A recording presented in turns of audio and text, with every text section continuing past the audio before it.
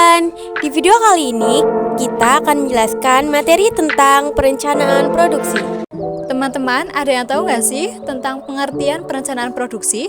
Jadi, perencanaan produksi adalah suatu perencanaan strategis yang dilakukan oleh suatu produsen atau perusahaan ketika akan memproduksi sebuah barang atau jasa. Ada juga pengertian perencanaan produksi menurut para ahli. Yang pertama menurut Agus Ahyari, perencanaan produksi adalah perencanaan produk dengan ruang lingkup apa serta berapa jumlah produk yang akan diproduksi. Karena ini sebatas rencana, maka yang diperbincangkan adalah produk yang akan dibuat di masa yang akan datang. Sedangkan Nasution memiliki pandangan berbeda terkait perencanaan produksi. Menurutnya, perencanaan produksi adalah tindakan perencanaan yang cepat semata untuk menghasilkan kebijakan atau keputusan terkait permintaan produk yang disesuaikan dengan sumber daya perusahaan. Ada yang tahu nggak apa aja jenis perencanaan produksi? Yang pertama ada metode pekerjaan. Metode pekerjaan mengacu pada perencanaan dan proses manufaktur untuk setiap barang. Yang kedua ada metode batch. Metode perencanaan produksi batch adalah proses pembuatan produk secara berkelompok. Yang ketiga ada metode aliran. Metode perencanaan produksi aliran berkaitan dengan hubungan di setiap tahap manufaktur dan langkah-langkah untuk mencegah kemacetan atau penundaan. Yang keempat ada metode proses. Metode proses adalah jenis perencanaan produksi yang melibatkan transisi. Yang kelima ada metode produksi massal.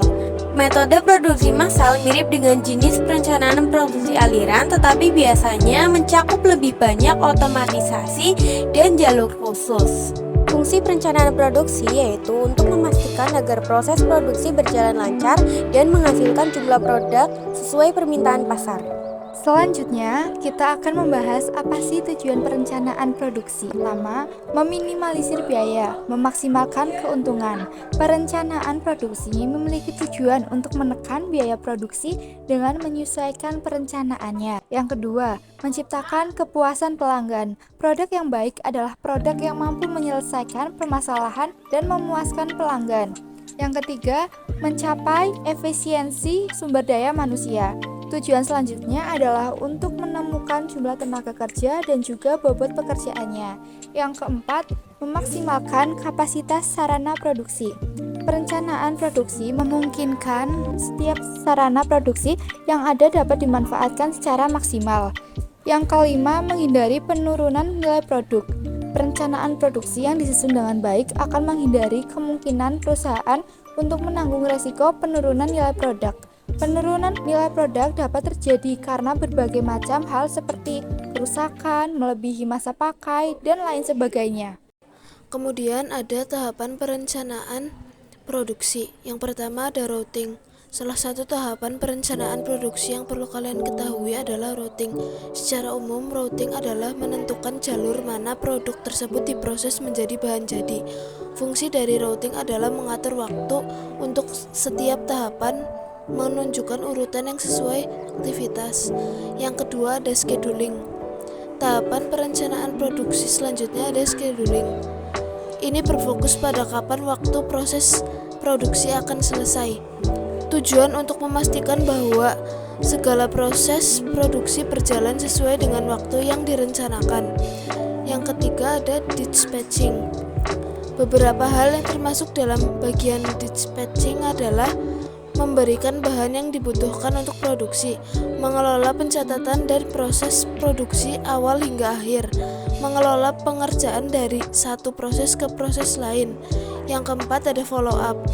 Dalam tahapan yang terakhir ini, Anda perlu mengetahui adakah kekeliruan dari pembuatan produk atau adakah hambatan selama proses produksi.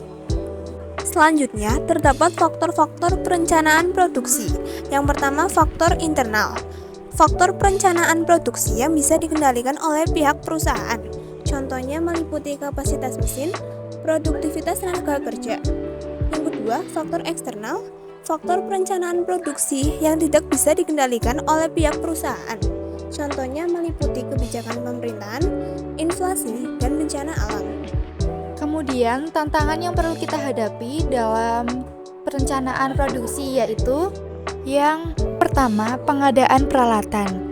Ada poin-poin penilaian khusus untuk memilih peralatan yang tepat dan sesuai untuk proses produksi. Yang kedua, ketersediaan material juga kerap menjadi masalah. Pasalnya, ketika kehabisan stok material atau bahan selama proses produksi, pelaku usaha harus melakukan pemesanan. Disinilah masalah-masalah tidak terprediksi kerap muncul, misalnya kendala transportasi atau keterlambatan pengiriman karena cuaca buruk. Yang ketiga, rekrutmen karyawan. Untuk merancang perencanaan produksi, Anda juga harus memperhatikan sumber daya manusia. Para pelaku usaha tampak kesulitan karena proses rekrutmen karyawan terbilang cukup memakan waktu. Jika tidak menemukan orang yang sesuai untuk mengisi posisi yang tersedia sesuai jadwal, proses produksi bisa jadi terlambat. Yang keempat, ada bottleneck. Masalah terakhir yang mungkin muncul dalam perencanaan produksi adalah bottleneck. Bottleneck adalah kondisi di mana terjadi keterlambatan proses produksi akibat adanya dua atau lebih kegiatan yang sama penting. Berikut adalah contoh perencanaan produksi. Yang pertama, usaha kuliner. Usaha kuliner terdiri dari makanan, contohnya makanan ringan dan makanan berat. Kemudian ada barang kerajinan yang terbuat dari kerajinan tangan, contohnya yang terbuat dari kayu, meja, kursi, dan lain sebagainya.